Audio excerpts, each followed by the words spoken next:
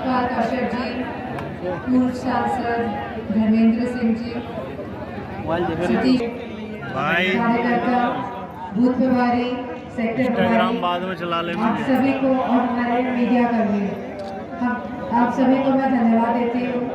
यह चुनाव जो होने जा रहा है, ये मेरा चुनाव नहीं है, ये समाजवादी पार्टी का चुनाव है।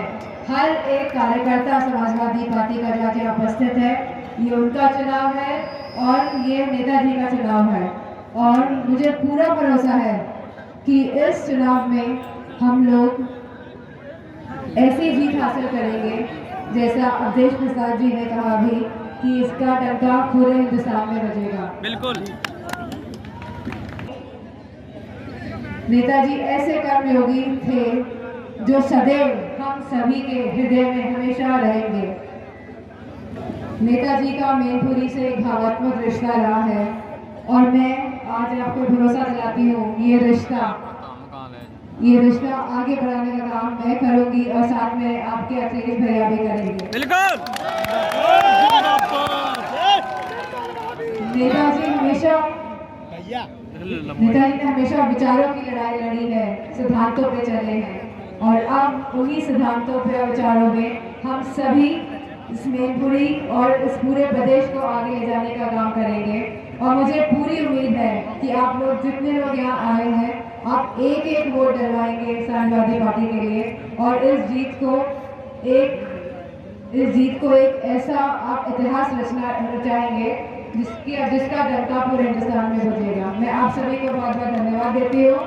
और पाटिल जी हैं, पूर्व मंत्री अवधेश प्रसाद जी, राष्ट्रीय पूर्व महासचिव आर्य राम गोपाल यादव जी, यहाँ से रहे सांसद धर्मेंद्र जी,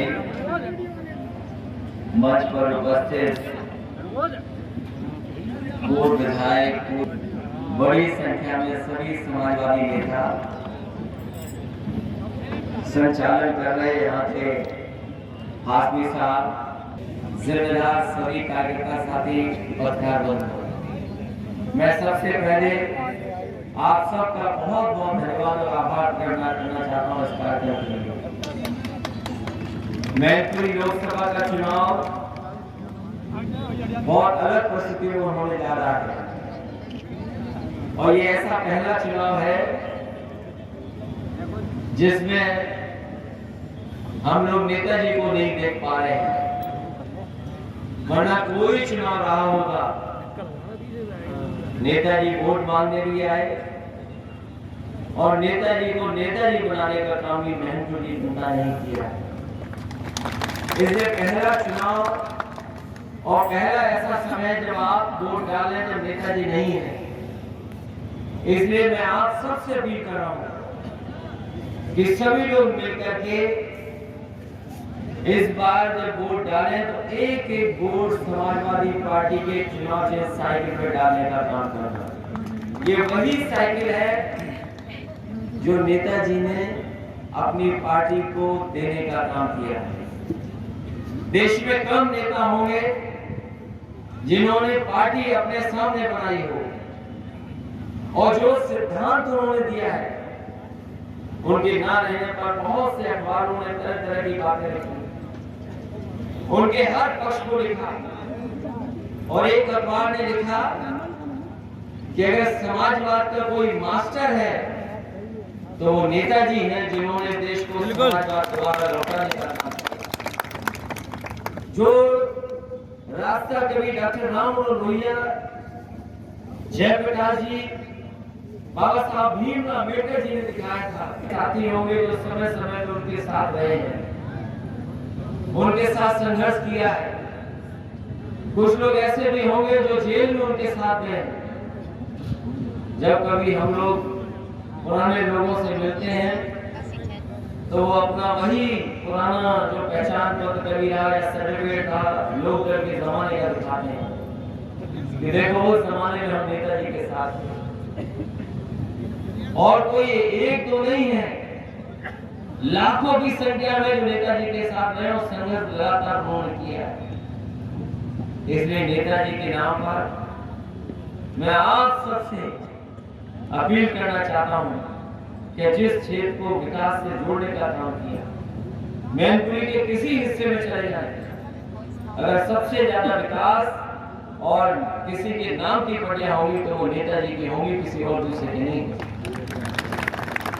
और मुझे याद है जिस समय नेताजी को मैंने एक्सप्रेस वे, जो सबसे देश की अच्छी सड़क है, उसके शिलान्यास पर बुलाया था मैंने।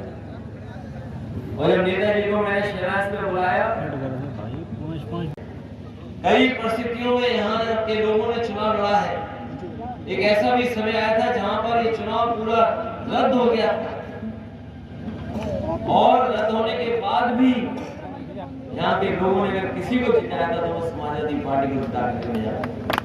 इसलिए मैनपुरी के अपने विधानसभा के जितने भी सेक्टर प्रभारी, बूथ प्रभारी और जिम्मेदार कार्यकर्ताओं से मैं निवेदन करना चाहता हूँ कि ये चुनाव समाजवादी पार्टी का तो है ही है, लेकिन ये नेताजी से जुड़ा हुआ चुनाव है। मैनपुरी का सम्मान नेताजी ने बढ़ाने का काम किया, इसलिए इस चुनाव में आप सब लोग मिलकर के एक एक वोट समाजवादी पार्टी के पक्ष में डाल देना। यही निवेदन, यही अपील मैं आप सबसे करना हूँ।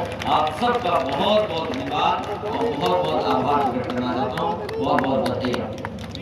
तारीख भी पूछ ली, उन्होंने कई उदाहरण दिए पुलों के, कई सड़कों के, कि जानकारी करो कि जब मैं पुल बनवाने गया, शिलान्यास करते समय वहां पर इंजीनियर से कहा कि उद्घाटन की तारीख क्या है, और जब उद्घाटन की तारीख पता लगी तब जाकर के उन्होंने शिलान्यास किया।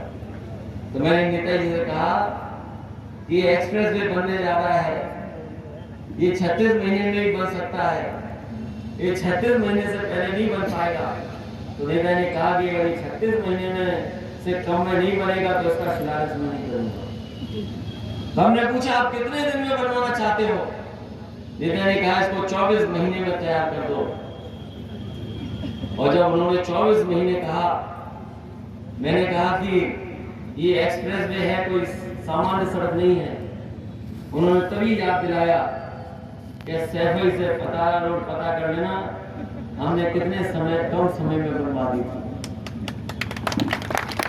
मैंने कहा ये सैफई पतारा वाली जैसी सड़क नहीं है, ये एक्सप्रेस वे है। उन्होंने कहा है तो आखिरकार सड़क ही। और जब मैंने इंजीनियरों से पूछा और अधिकारियों से कहा कि इन बड़ी बड़ी कंपनियां जो काम करने जा रही हैं, इनसे पूछिए कि क्या ये 24 महीने में पूरा कर सकते हैं। जो सबसे वरिष्ठ अधिकारी थे उन्होंने एक एक करके उन कंपनी के लोगों को बुलाया और पूछा उनसे कि क्या जो नेताजी कह रहे हैं 24 महीने में बना लोगे आप? बोले हाँ, अगर आपका सहयोग और सरकार की मदद होगी तो हम बना देंगे। फिर दूसरी कंपनी से पूछा, उसने भी कहा कि अगर आपकी मदद होगी तो हम बना देंगे। तीसरी देश की बहुत बड़ी कंपनी थी, उसने भी कहा कि हम भी बना देंगे। एक चौथी कंपनी थी, उसने कहा कि जब 3 कंपनियां बनाने जा रही हैं तो हम भी इसको समय के अंदर बना देंगे। और आप लोगों को याद होगा और आप जानकारी करेंगे कि देश की सबसे जल्दी सड़क बनने वाली और एक्सप्रेस वे अगर कोई सड़क है तो वो नेताजी ने जिस सड़क का शिलान्यास किया था वही आगरा लखनऊ एक्सप्रेस वे, जिसका उद्घाटन भी नेताजी ने किया।